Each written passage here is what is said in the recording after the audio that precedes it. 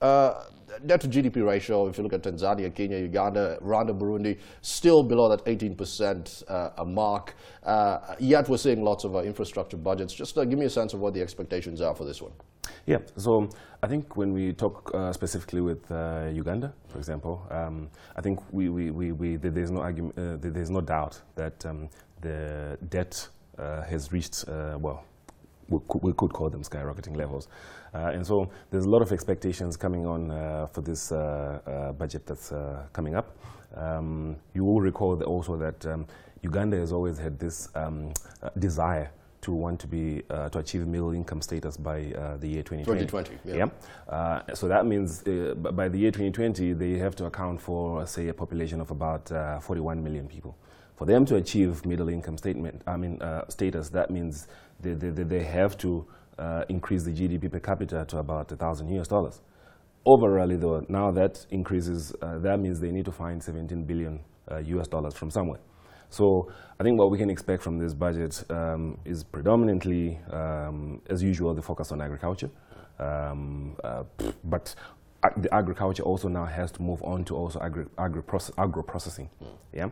The same applies to the extraction of mineral oil and gas. Not only just to extract and then send them out there so that the value is added elsewhere, but so that the value is also added within the country. So I think those are some of the things that we can expect to look to.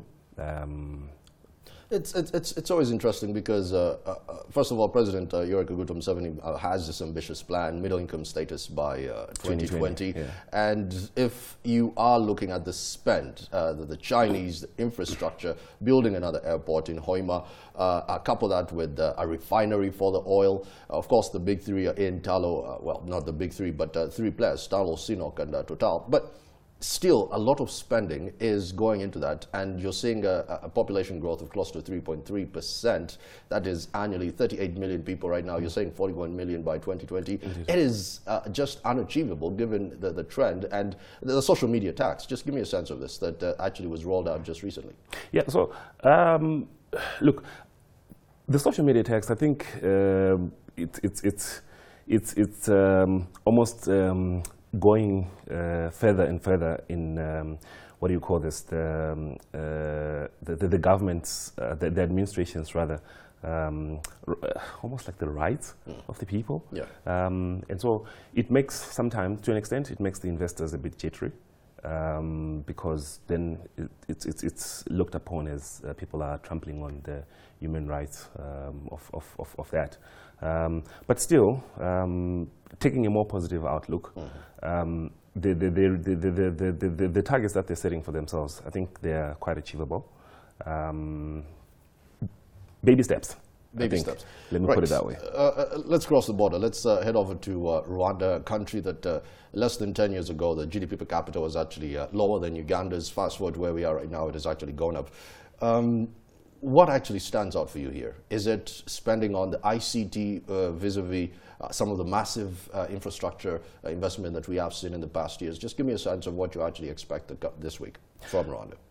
Well, I think it's building on from the noise that has been made, particularly with the endorsement of the Arsenal football team. Yeah. There was a lot of noise on, okay, so why are you guys spending so much money, yet you're also receiving so much aid, and yet you're also behind on some of the other developmental projects. But then it follows that they have to spend that money in order for it to come back, to attract the right investment. Dumi, my question is, if you are to invest $30 million US, why are you pumping it in Arsenal that has not won the Premier League in over 10 years, has not won the Champions League before, at least under Wenger, is not the top team in European football? Why are you investing it in it? Is it because we know that Paul Kagame is an Arsenal fan?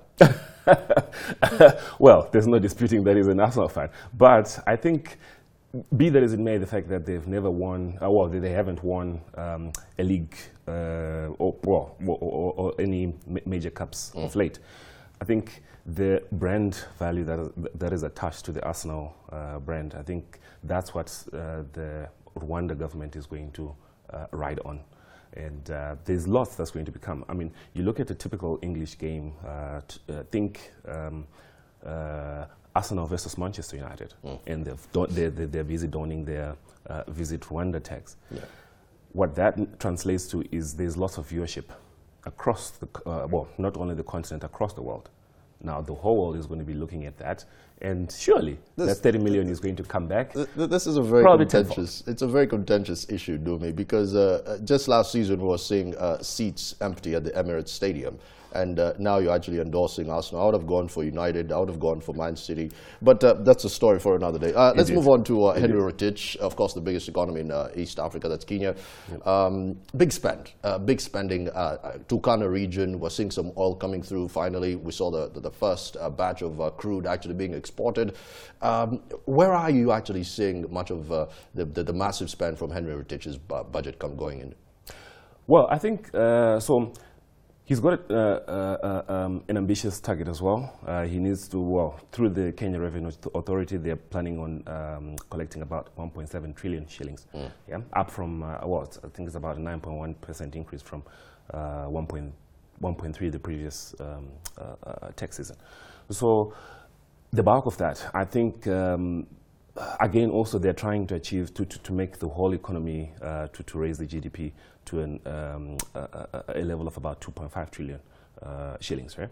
So I think the bulk of it really will go towards servicing the Eurobonds. There's one that's maturing, the one that they got, I think is maturing in June 2019, if I'm not mistaken. Right. So out of that, I think easily about 100 billion will go towards that.